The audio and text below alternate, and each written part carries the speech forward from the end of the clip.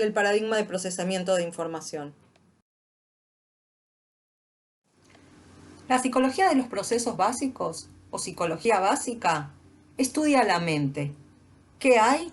¿Cómo está compuesta? ¿Y cómo funciona?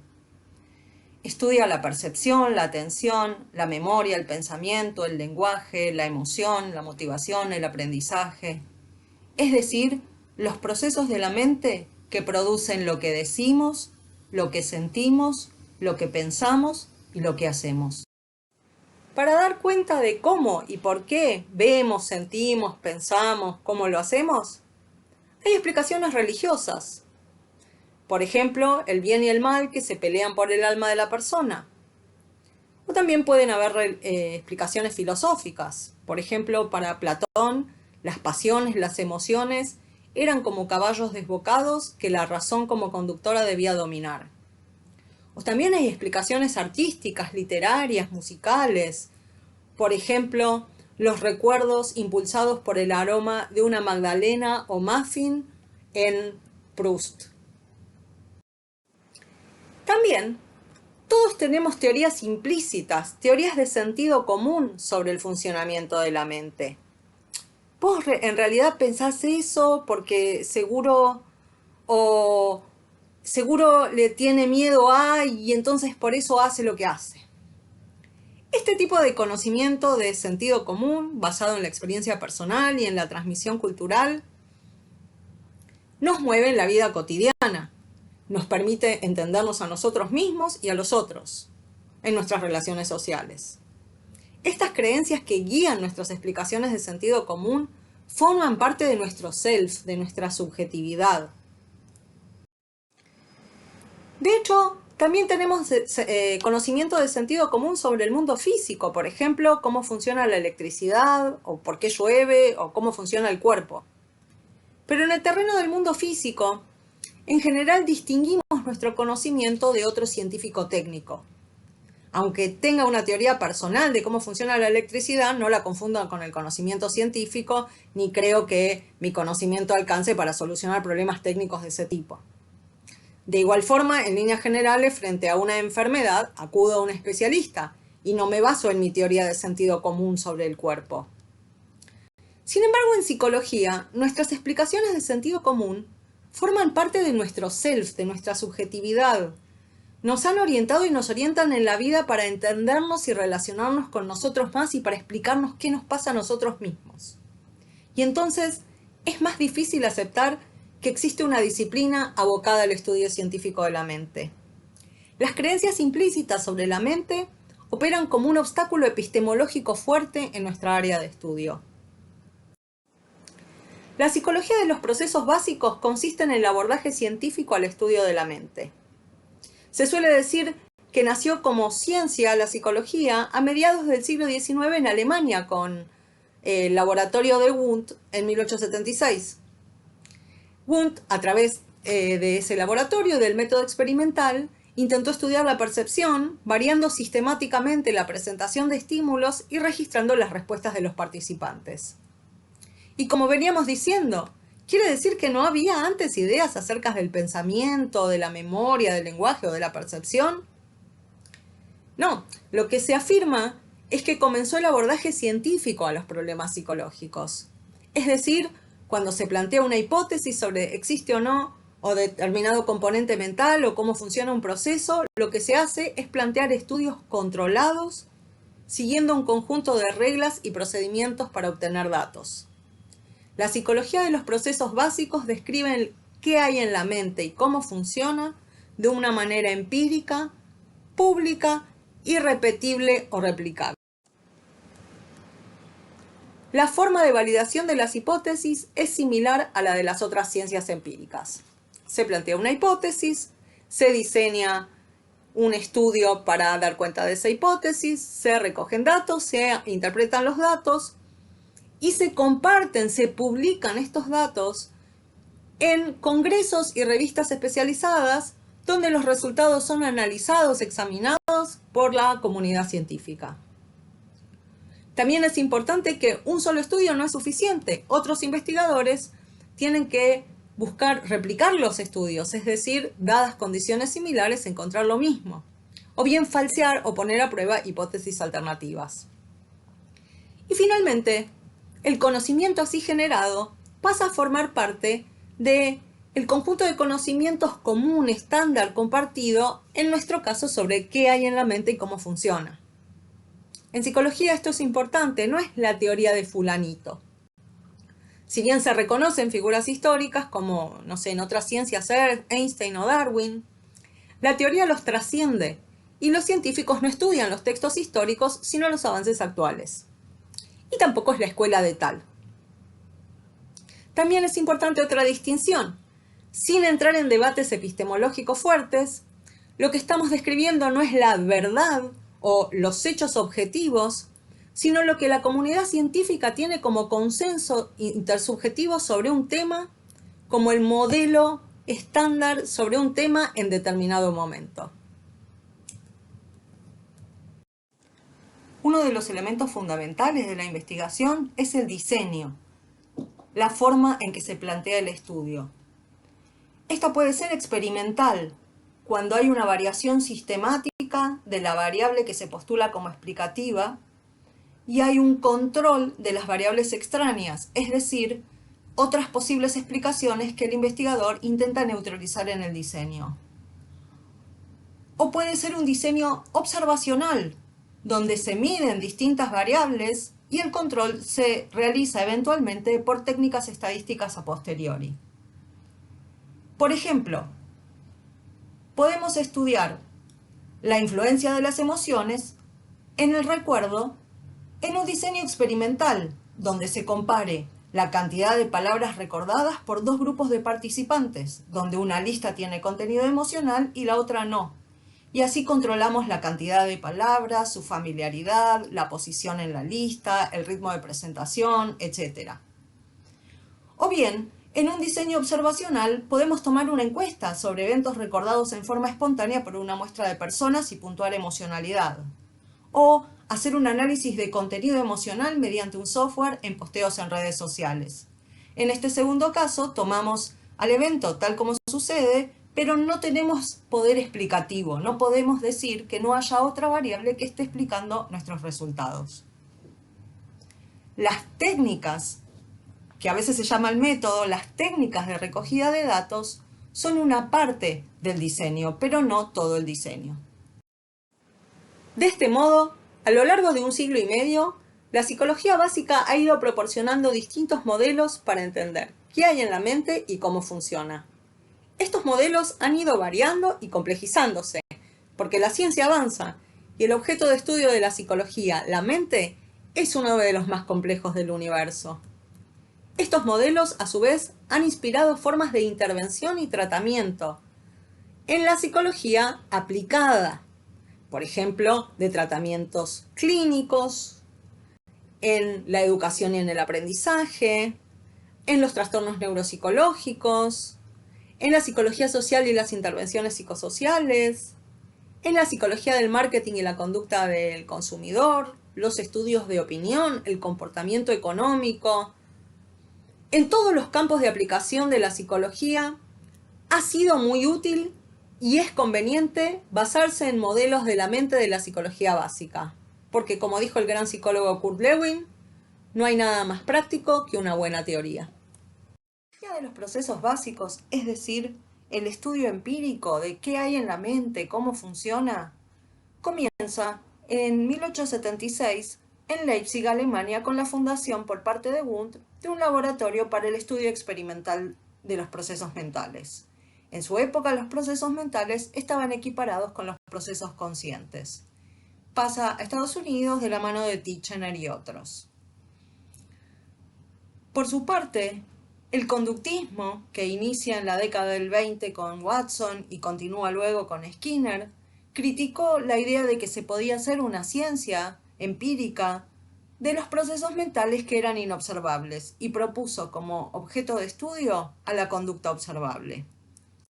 A mediados del siglo pasado, el conductismo entra en crisis como principal paradigma en el estudio de la psicología de los procesos básicos. Por un lado, por problemas internos, la dificultad de crear modelos que den cuenta de la conducta compleja, como la memoria o el lenguaje o el pensamiento. Principalmente la crisis vino por el surgimiento de lo que se llamó las ciencias de lo artificial o las ciencias de la información y la creación de las computadoras.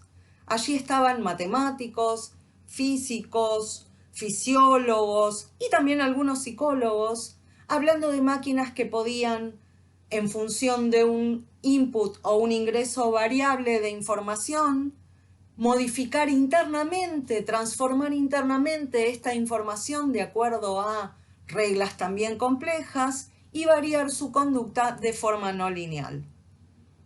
Surge entonces la psicología cognitiva como paradigma dominante en la psicología de los procesos básicos.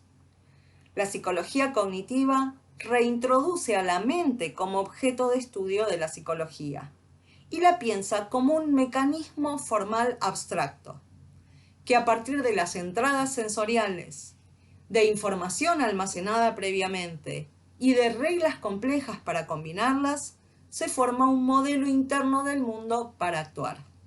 Es decir, la mente como un procesador de información. La mente así ya no es algo subjetivo, inmaterial e inasible, sino que es comparada con los programas y la información que se almacena en una computadora.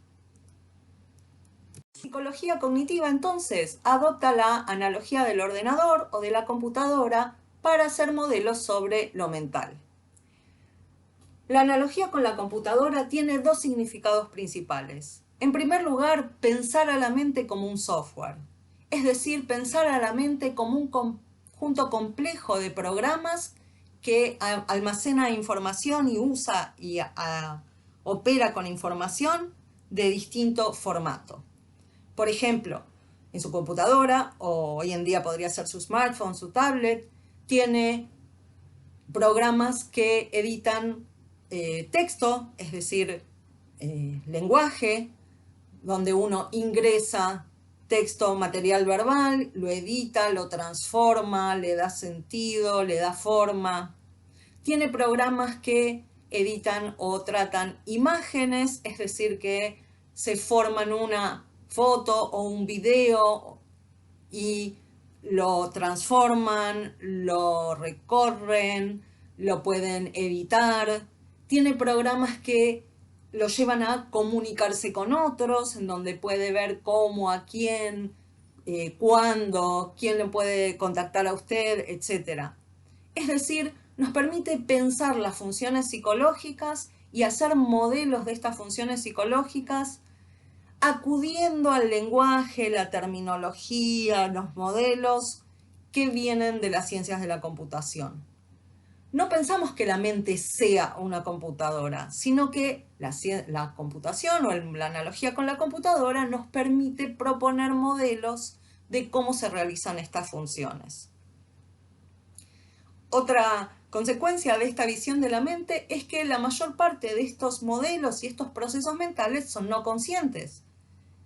En la computadora, todos los procesos que ocurren no son visibles para nosotros. Lo que es visible para nosotros es lo que está en la pantalla, el producto final, pero no el procesamiento interno.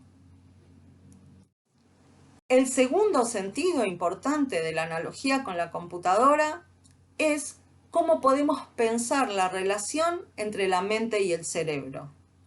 Y es analogándola a la relación entre el software y el hardware, lo que se denomina dualismo funcionalista.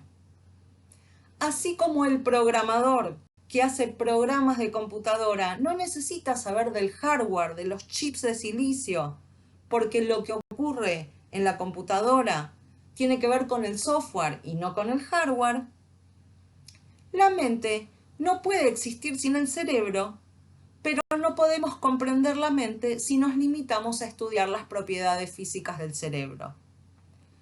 Lo mismo con la computadora, al desmontarla no entendemos su funcionamiento. No sabemos qué programas tiene si miramos los chips de silicio. Para estudiar la mente hay que estudiar los programas y las reglas con que opera, y no ir directamente a su hardware físico. Según Pinker, la mente no es el cerebro, sino lo que el cerebro hace. La mente es una cualidad emergente de nuestro cerebro y también tiene determinantes sociales, culturales y su historia individual. A fin de abordar la complejidad mental, la analogía con la computadora nos permite proponer dividir la mente en funciones e identificar en estas funciones cómo es el procesamiento, qué partes tiene, qué procesos realiza en cada instancia y qué formato, qué tipo de archivos o qué formato representacional tiene cada programa y cada instancia del programa. A esto lo denominamos hacer una arquitectura funcional. Así como en arquitectura determinamos cuáles son las partes físicas de un edificio, estáticas, y las partes funcionales, o en medicina determinamos cuáles son las partes del cuerpo y la fisiología, cómo funciona, cuando hacemos una arquitectura funcional en la mente, lo que vamos a hacer es, en primer lugar, no la mente en su conjunto, sino vamos a tomar una función de la mente, por ejemplo, la comprensión del lenguaje, o la percepción visual, o el recuerdo de una lista de palabras. Y para esa función vamos a ver en qué pasos se descompone, cuáles son los subcomponentes que están actuando. Vamos a determinar entonces cuáles son las estructuras, sistemas o componentes. ¿Qué partes de la mente se dedican a una tarea o función? Por ejemplo, la percepción visual, que a nosotros nos parece que abrimos los ojos y vemos. En realidad, primero hay un estadio en que se determinan los rasgos visuales, después se organiza en una imagen perceptual y finalmente se asigna a un objeto conocido. Los procesos, por su parte, son la parte dinámica. Es la actividad que realiza. O bien, al interior de un sistema, cada sistema, componente o estructura se va a caracterizar por un tipo de transformaciones, una forma de operar sobre la información que entra para determinar qué sale. Y también los procesos actúan entre los sistemas o estructuras. Los procesos que llevan a ingresar determinada información y los procesos que comunican con otras estructuras o sistemas. Finalmente, ¿qué es lo que hay en la mente? ¿Qué es lo que va circulando entre estas estructuras o componentes y sobre la cual actúan los procesos? ¿Son unos y ceros como en la computadora? ¿Son procesos químicos como en el cerebro? Llamamos a lo que circula en la mente representaciones, es decir, información en distintos formatos. La mente tiene múltiples formatos representacionales, pueden ser rasgos visuales, pueden ser imágenes, pueden ser rasgos acústicos verbales de las palabras, pueden ser estructuras oracionales, las representaciones pueden ser de estados corporales. La mente, entonces, tiene muchos formatos representacionales, distintos tipos de información que van circulando entre muchas estructuras, sistemas o componentes sobre las cuales se van realizando distintas operaciones. La arquitectura funcional que plantea la psicología cognitiva es o pretende ser universal, es decir, similar para todos. Puede ser que varíe en el desarrollo evolutivo, desde la niñez hasta la edad adulta y la tercera edad, pero básicamente tiene los mismos componentes, sistemas y procesos. Y cada uno de ellos actúa sobre similares formatos representacionales. ¿Y qué es lo que varía entre las personas? Los contenidos, es decir, qué contenidos concretos tenemos cada persona. Esto varía según la cultura y el aprendizaje individual.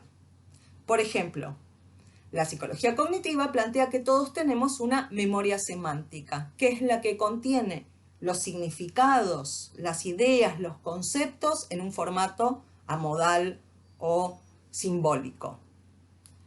Puede que usted y yo tengamos distintos conceptos. De hecho, es muy probable que los conceptos que tenemos sobre la vida social, la vida laboral, la pareja, sean distintos entre las personas, pero la forma en que se procesan y los almacenes por los que pasan son similares entre todas las personas. Lo que hay que determinar en una arquitectura funcional es la dirección del procesamiento. Hay modelos que plantean un procesamiento totalmente serial, de abajo hacia arriba o bottom-up, es decir, desde que ingresa la entrada sensorial del mundo real a los sentidos, pasa por la percepción y en contacto con conocimientos almacenados se le da una interpretación. Otros modelos enfatizan el procesamiento top-down o de arriba hacia abajo, es decir, la influencia que tiene nuestra interpretación o nuestras hipótesis previas o nuestros modelos internos del mundo sobre lo que ingresa por la percepción que viene del mundo real. Los modelos pueden ser lineales o seriales, primero pasa esto, después pasa esto. Esos eran los primeros modelos, hoy en día difícilmente veamos modelos de ese tipo, sino que los modelos que planteamos van a ser interactivos, es decir, donde un componente que se supone de más alto nivel ejerce su influencia retroactiva sobre un componente de menor nivel, interactúan los sistemas, o incluso modelos totalmente en paralelo, donde todos los niveles o los componentes de procesamiento realizan sus operaciones e influyen interconectadamente entre sí.